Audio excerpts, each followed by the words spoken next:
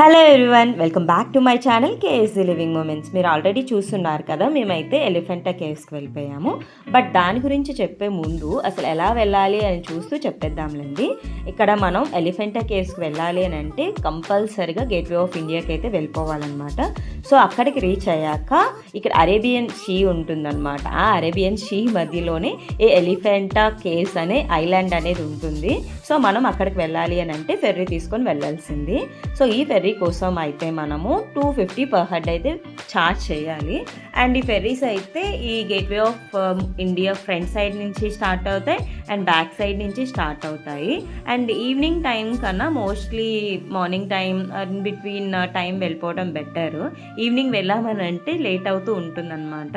So evening వచ్చేసరికి ferry ఉంటుంది, అక్కడ టాయ్ ట్రైన్ ఉంటుంది, దాన్ని అలా మిస్ అవ్వచ్చు. సో అందుకని బిట్వీన్ టైంలో వెళ్తే చాలా బాగుంటుంది. అండ్ మీరైతే ఆ ఎలిఫెంటా కేవ్స్కి వెళ్ళే ప్లేస్ కన్నా ముందు ఈ మధ్యలో ప్లేస్ని చాలా ఎంజాయ్ చేస్తారు. చాలా బాగుంటుంది అనమాట. ఈ పక్కన మనకి నావల్ డాకియార్డ్ కనిపిస్తూ ఉంటుంది. అండ్ ఇక్కడ మోస్ట్లీ ఎంజాయింగ్ ట్రిప్లో ఏంటి అని అంటే ఇక్కడ ఈ బర్డ్స్ మనం వెళ్ళే కొద్దీ మనతో పాటు వస్తూనే ఉంటాయన్నమాట. సో మనం ఇక్కడ ఫుడ్ ఇస్తూ ఉంటే అవి క్యాచ్ చేస్తున్నాయి, ఎంత దూరం విసిరినా సరే. ఇక్కడైతే చూడండి మీకు కొన్ని సిప్స్ టైప్ కనిపిస్తున్నాయి కదా, ఇవన్నీ అయితే మనం ఎప్పుడో మూవీస్లో, మనం అంటే నేను ఎప్పుడో మూవీస్లో చూసి ఇక్కడ చూసాను అనమాట. అండ్ ఇగోండి ఇంకా మేమైతే ఎలిఫెంటా కేవ్స్కి రీచ్ అయిపోయాము. యాక్చువల్లీ ఇక్కడ ఎలిఫెంటా కేవ్స్కి రీచ్ అయిపోయిన తర్వాత మనం హిల్ పైకి వెళ్ళాలన్నమాట. ఇంకా అది మనం నడవాలి. బట్ దానికి వెళ్ళాలి అని అంటే ఇలా ఫెర్రీ దిగాక ఇక్కడ టాయ్ ట్రైన్ ఉంటుంది. సో టాయ్ ట్రైన్ అయితే తీసుకొని మనం వెళ్ళాలి. బై వాక్ కూడా వెళ్తారు, బట్ డిస్టెన్స్.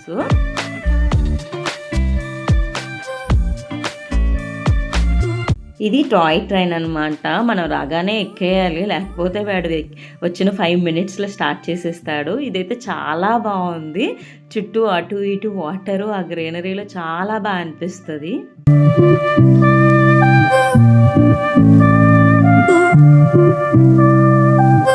ఫ్యామిలీస్తో చాలా బాగా ఎంజాయ్ చేస్తారు దీన్ని అయితే.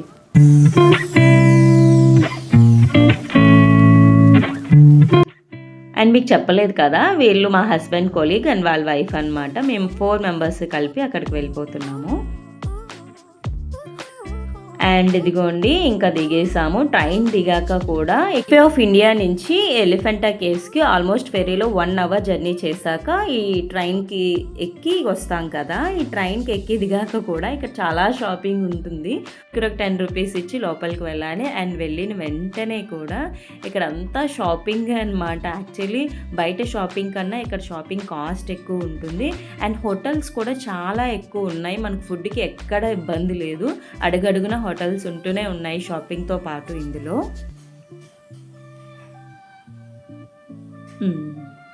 ఏదన్నమాట చాలా హోటల్స్ మీరు ఉంటాయి.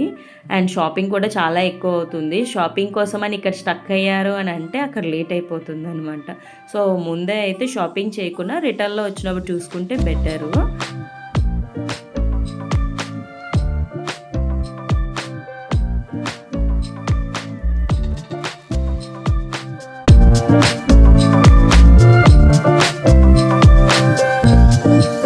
స్టైల్గా స్పెట్స్ పెట్టుకొని నడుస్తున్నాం కానీ ఎక్కుతుంటే మాత్రం తీరిపోతుంది.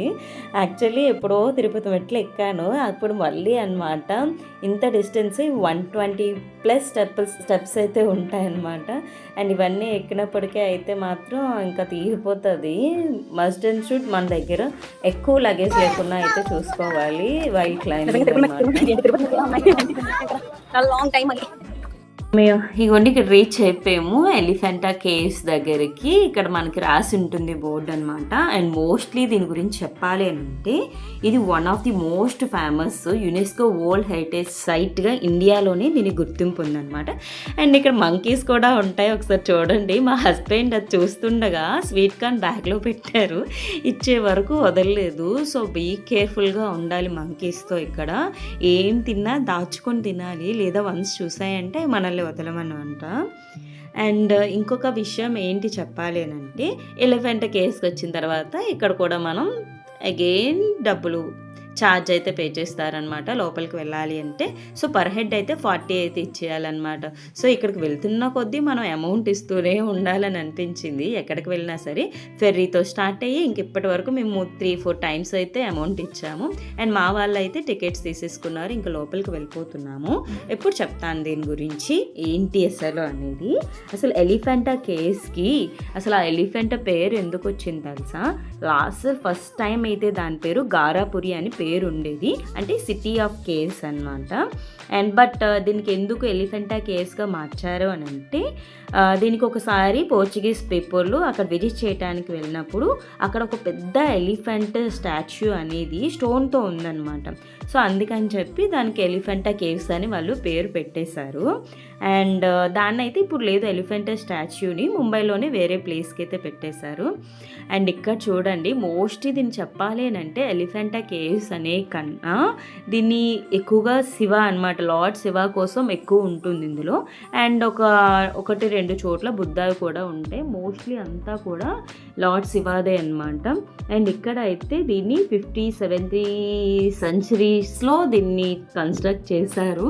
అప్పుడు చూడండి ఎటువంటి ఎనీ మిషన్స్ లేకున్నా, ఇంజనీర్స్ లేకున్నా, ఏమీ లేకున్నా దీని ఓన్లీ ఒక బండ రాయిని, ఒక హిల్ని కొట్టేసి ఇంత ఆర్కిటెక్చర్ ఎలా చేశారు అనేది అసలు అవాక్ అయిపోతామన్నమాట. ఇక్కడ ఇది చూసారా, కొన్ని అయితే ఆల్మోస్ట్ 1500 ఇయర్స్ బ్యాక్ కదా, చాలా వరకు పోయాయి.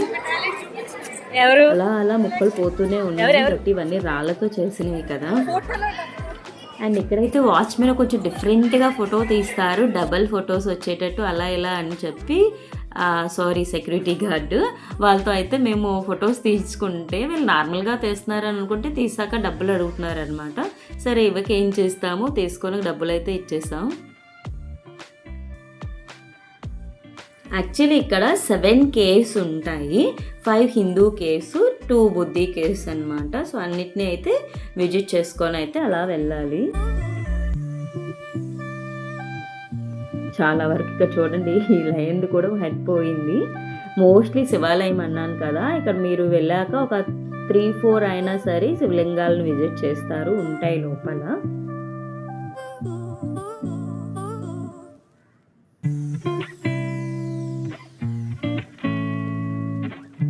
నిజంగా అనమాట ఇక్కడ no bricks, no cement, only stone అనమాట. అదంతా రాయితోని అసలు ఎలా చేశారో అక్కడ ఆర్కిటెక్చర్ అనేది అర్థం కాలేదు.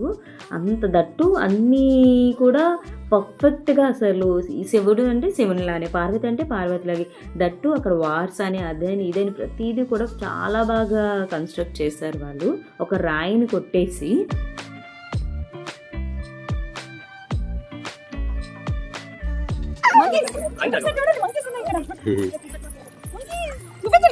ఒరే ఇద్దరిని కలిపి చూపిస్తున్నాను, ఎందుకంటే మీరందరూ మంకీసే కదా. ఇంకొక దానికైతే వెళ్ళిపోతున్నాము, చెప్పాను కదా మోస్ట్లీ 7 కేవ్స్. ఇక్కడ డాంకీస్ కూడా అక్కడక్కడ కనిపిస్తున్నాయి మంకీస్తో పాటు. అండ్ మనకు అనిపిస్తుంది అక్కడికి వెళ్ళాక ఏముంది, గుహలు ఉంటాయి, రాయితో చేశారు అంతే కదా అని అన్నట్టు కాదు. ఏంటి చూసిన వాళ్ళకి అలాగే అనిపించవచ్చు, బట్ ఇది మన హిస్టరీలో అప్పుడు ఏమీ లేకుండా దీన్ని ఎలా కన్స్ట్రక్ట్ చేశారు అనేది చూడటం ఒక వింత అన్నమాట. సో దాన్ని ఎంజాయ్ చేయాలి. అండ్ దట్టు అప్పట్లో కూడా ఇప్పుడు దేవుడు అని ఇవన్నీ నమ్మం కదా చాలామంది. సో వాళ్ళకి తెలుస్తుంది ఆ టైంలో ఇది ఇలా ఉంది, అప్పుడు కూడా ఇలా నమ్మేవారా, అప్పటి నుంచి ఇది కంటిన్యూ అవుతుంది అని చెప్పి. అండ్ ఇక్కడ నేను అయితే తను ఒక రీల్ కోసం ట్రై చేశామన్నమాట, తన ఫోన్లో నా ఫోన్లో షార్ట్లో అయితే పెడతానులేండి. అండ్ నెక్స్ట్ కేవ్ ఇది. నాకు అనిపించింది కొంచెం అలా లోపలికి వెళ్తున్న కొద్దీ కొంచెం డార్క్ అయితే మనకి ఈవినింగ్ అలా అయిపోతే లైట్స్ ఉండవన్నమాట. ఒక్క కేవ్లో కూడా ఎందుకు లైట్ పెట్టలేదు అని ఇప్పటికీ అర్థం కాదు. మీకు కనుక తెలిస్తే ప్లీజ్ నాకు కామెంట్ చేయండి. లోపల అయితే ఒక్క దగ్గర కూడా లైట్స్ లేవు ఎందుకు అనేది కామెంట్ చేయండి. ఇంకా అంతే, ఫైనల్ అయిపోయింది. రిటర్న్ అయిపోతున్నాం. మనం ఏదైతే వేలో వచ్చామో అదే వేలో దిగేయాలన్నమాట. మేమైతే షాపింగ్ చేద్దాం అనుకున్నాం కదా, వెళ్ళేటప్పుడు మమ్మల్ని చేయనివ్వలేదు. అండ్ దిగేటప్పుడు చేస్తామంటే లేదు టైం అయిపోయింది, ఫెర్రీ వెళ్ళిపోతుంది, ట్రైన్ వెళ్ళిపోతుంది, నడవండి అని చెప్పి ఇంకా తీసుకువెళ్ళిపోతున్నారు. మధ్యలో ఆగి ఏదో చూస్తున్నాము, బట్ వాళ్ళైతే ఇంకా పిలవటం మానలేదు మా వాళ్ళు. నేనైతే ఏం తీసుకోలేదులేండి, అప్పటికే చాలా వరకు క్లోజ్ చేసేస్తున్నారు. ఇంకా భయపెట్టేసేసరికి వెళ్ళిపోయాము.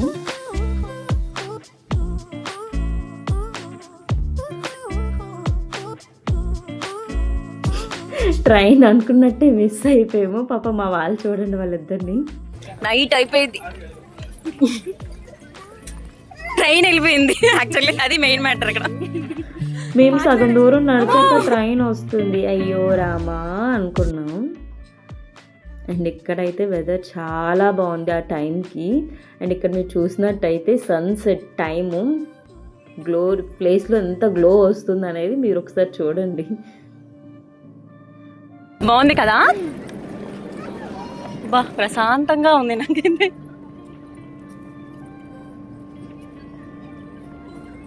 Too good. ప్రశాంతంగా ఒక 5 నిమిషాలు కూర్చోవాలని ఉంది. ఎస్పెషల్లీ వెనక భలే ఉంది. ఎలా అంటే మార్నింగ్ సన్ రైజ్ అయితే ఎలా ఉందో, ఆ సన్సెట్ లైటింగ్ అలా ఉంది. ఇంకా నైట్ అయితే అయిపోయింది. అగైన్ మేము ఫెరీ కోసం వెయిట్ చేసి వీళ్ళు మిస్ అయిపోయాం అనమాట. అందుకే కొంచెం ఎర్లీగా వెళ్ళాలి. మా దానికో పట్టక వాళ్ళు వెనక్కి ఉండిపోయారు, వేరే దాంట్లో వస్తున్నారు వాళ్ళు. మేమైతే ముందు వెళ్ళిపోతున్నాం, వాళ్ళ కోసం వెళ్ళాక వెయిట్ చేయాలి. అండ్ మార్నింగ్ అయితే తీసుకొచ్చిన స్నాక్స్ జియా నేను అయితే తినేస్తున్నాము. ఎందుకంటే అక్కడికి వెళ్ళి అదంతా తిరిగేసి రిటర్న్ వచ్చేసరికి చాలా టైం అయిపోతుంది. అండ్ నాకు తెలియకుండా నేను పడుకున్నానే నేను తీసేశారు. సరేలే క్లిప్ ఉందని యాడ్ చేసేసా. అండ్ రిటర్న్లో అయితే మనకు చూడండి అక్కడ తాజ్ హోటల్ ఈ లైటింగ్తో భలే కనిపిస్తుంది అనమాట. అండ్ రోడ్డు పైన వెహికల్స్ పార్క్ చేసినట్టు ఇక్కడ ఫెర్రీలు అయితే పార్క్ చేసేస్తున్నారు. అండ్ ఎక్కడైతే ఎక్కామో అక్కడే దిగేస్తాం. That is gateway of India.